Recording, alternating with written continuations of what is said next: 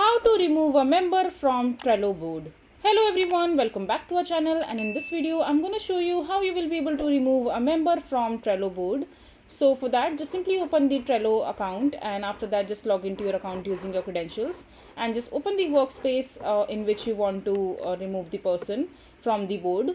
So I have these many people linked for this particular project in this Trello board. So for example, I want to remove this particular person right here. So in order to remove this person from the Trello board, just simply click on the share icon from the right hand side of the menu screen, and over here you can see all the members that are member of this particular board.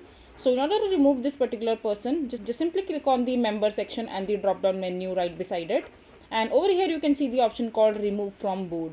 You just simply have to click on remove from board, and then you have to reconfirm your action while clicking on the remove section, and this person will be permanently removed from this particular board right here. So this is basically how you will be able to remove member from Trello board. I hope you find this video to be helpful.